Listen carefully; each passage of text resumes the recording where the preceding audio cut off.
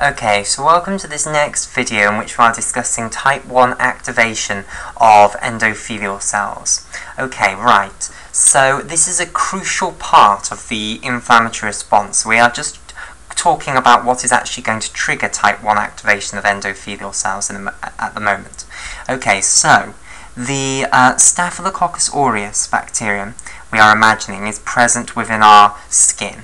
The mast cells have received this danger signal. They know that something dangerous is nearby, okay? And they're going to start releasing histamine.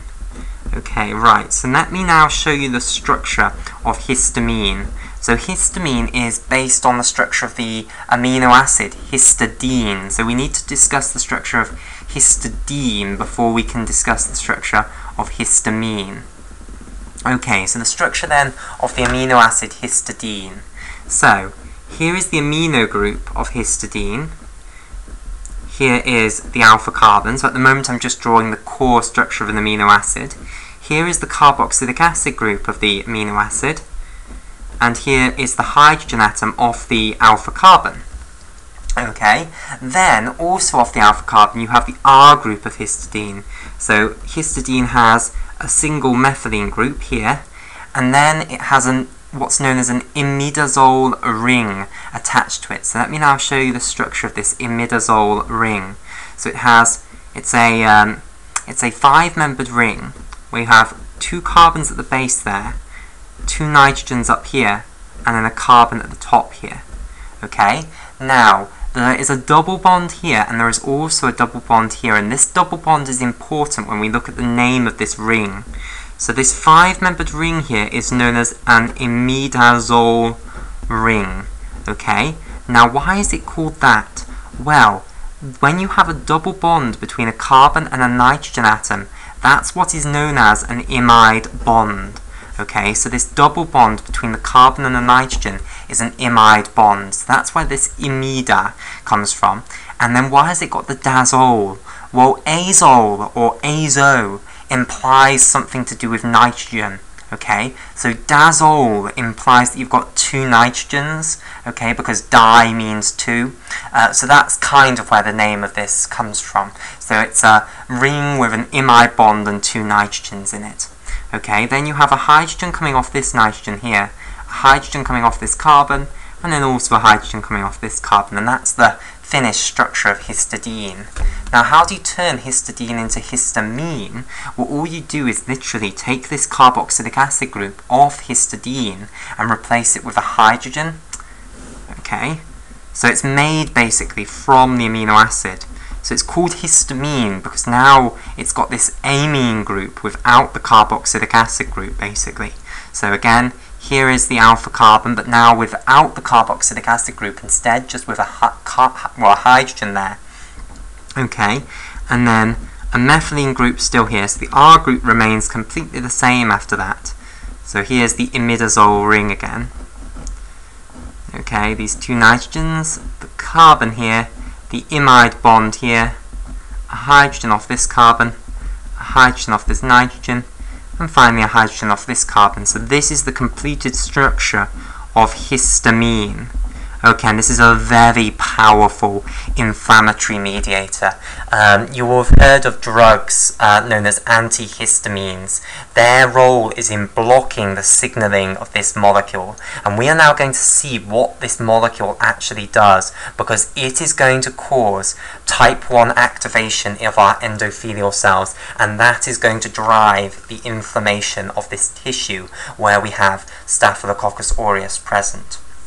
Okay, so basically in this tissue where the Staphylococcus aureus is present and the mast cell has now released the histamine, this inflammatory mediator, okay, what you'll have is you'll have blood vessels. Okay, now let me just discuss with you the different types of blood vessel.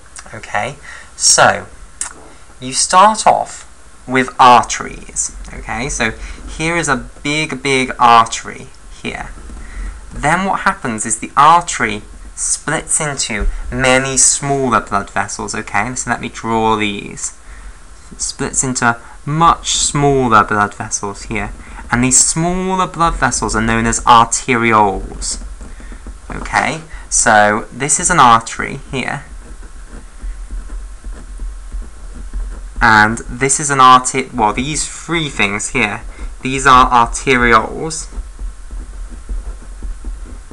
Okay, then the arterioles split into even thinner blood vessels. Okay, and I'm not going to even attempt to draw these with any thickness. What I'll instead draw is just lines basically representing these smaller blood vessels, okay?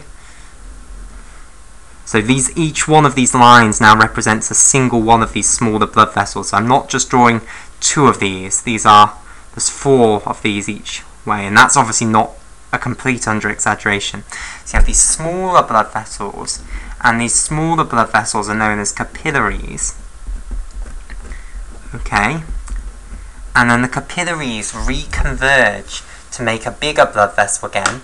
Okay? So let me show these. So they'll reconverge to make a larger blood vessel, okay, known as a venule, okay. So here they come reconverging to make this venule. And the same will happen to this one at the bottom here. So here the capillaries reconverge and they all join together to make a venule. And then what starts to happen is the venules will join together to make a large vein, and then the veins will drain into the great veins and then back into the right atrium of the heart. Okay, so these are venules, and then we have veins. Now basically in your tissue you will have a mixture of capillaries, which is where most of the exchange of nutrients and waste products occurs, and then you will also have venules. Now, with regards to which blood vessel is affected most by inflammatory mediators such as histamine, and which blood vessel undergoes the most type 1 activation, it's the venules, not the capillaries. Most people think of it as the capillaries, but actually it's the venules. So I want to be clear that you understand what a venule is, what the structure of a venule is. So I'm highlighting these in blue, because they're actually tiny little vessels. They are not the great big veins that you learnt about in anatomy classes. They are tiny little things. And in actual fact, in my opinion, they are just big capillaries, okay? So let me show you the structure of a capillary, and then let me show you how similar venules are, because basically the important thing to understand is that venules do not have a muscular layer. At least the small venules that we're talking about do not have a muscular layer. They also do not have the tunica adventitia. Basically they have the same layers that capillaries do, they're just bigger. Okay, so let me talk you through this. So if we look at the structures of bigger vessels like arteries and arterioles, you'll find many layers of the blood vessel wall, okay? So you'll have an endothelium, then you'll have a basement membrane that the endothelium is sitting on, you'll have a subendothelial connective tissue, then the internal elastic lamina, then muscle around that, the external elastic lamina, and finally the tunica adventitia. Capillaries and venules don't have any of that. So basically, we're going to look at the structures of these two types of blood vessel here. The capillaries in turquoise here, okay, and the venules in blue. Right, so capillaries, if we draw the structure of a capillary, we'll draw the cross-sectional structure. So basically, if you look at a capillary in cross-section, capillaries are tiny little tubes, basically. They are barely 1 cell thick. The tube down the middle is barely big enough for a single red blood cell to fit through, okay? And the entire wall of a capillary is made up by one endothelial cell wrapped around like that, okay? And then this endothelial cell is sitting on something. It's not supporting itself there. It has to have something that it's attached to that is a rigid structure, and it's attached to a basement membrane which is mainly made up of collagen. Okay, so in turquoise this is the basement membrane. Okay, so this is the basement membrane, and then we've got this single endothelial cell making up the entire circumference of the tube, basically. So this is an endothelial cell. Okay, and this is a capillary. Now, let's compare this to a venule. And let me just stress, these are the only two layers that make up a wall of a capillary. So you have the endothelial cell and then the basement membrane. Nothing else around here. No muscle, no more connective tissue, just this, okay? So they're much simpler as far as the layers of the wall is concerned than arterioles and arteries and veins as well. Okay, so venules are similar basically, at least the small ones we're discussing are. So, venules are basically just like a bigger capillary, and I'm not going to actually be able to draw it any bigger, but I hope that the picture will still communicate the fact that they are bigger. So basically, venules will have walls made up of multiple endothelial cells. So this is how I'm going to communicate to you that this is a much bigger structure than a capillary. So each one of these endothelial cells is the same size as this endothelial cell here, but as you can see, multiple of them will fit around the circumference of a venule. Okay, so here are these endothelial cells, and then we'll fit one more in there. Okay, and I've just made up this number. It's not as though that's a set number that venules have around them. Okay, 1, 2, 3, 4, 5, 6. And again, what they have is they're sitting on a basement membrane of collagen, which is the rigid structure that's keeping them in this tubular shape, basically. But that's the only thing that they have around them, basically. This is now the full structure of the venule. It does not have any more layers. So I hope you can see that the venule is basically just a bigger version of a capillary. It's not got a complicated wall structure, basically. The arterioles and the arteries and the veins have got far more layers making up their blood vessel wall. Okay, so here are the capillaries and the venules.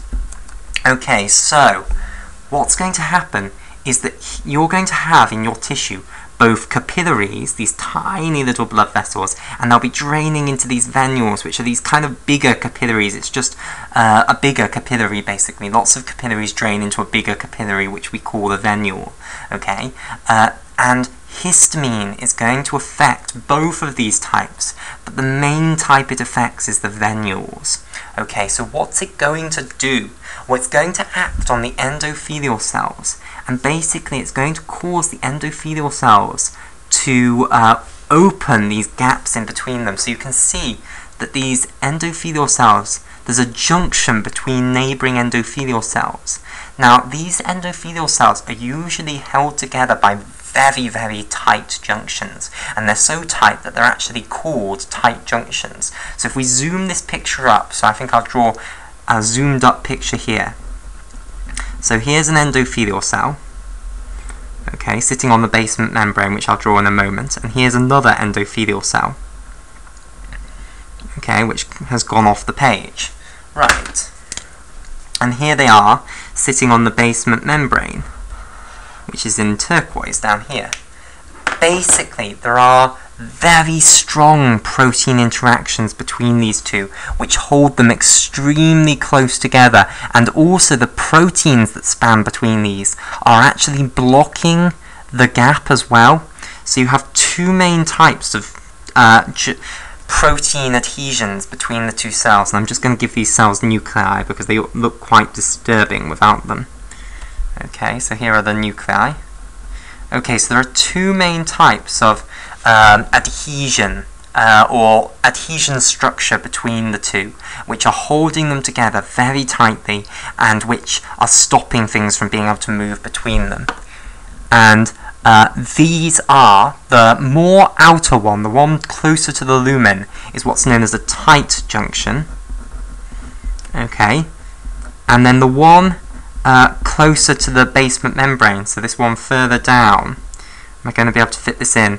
Am I going to even try fitting it in there? I'm going to have a go. So this is known as an adherens junction. Okay, an adherens junction. And I can't really fit in the junction. I'll have to put it down here. Adherens junction.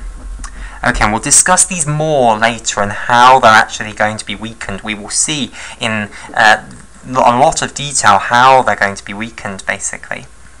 Okay, so one of the things you will do is you will open up these junctions and allow blood to move through the gap in between the endothelial cells and out of the blood vessel, basically. Okay.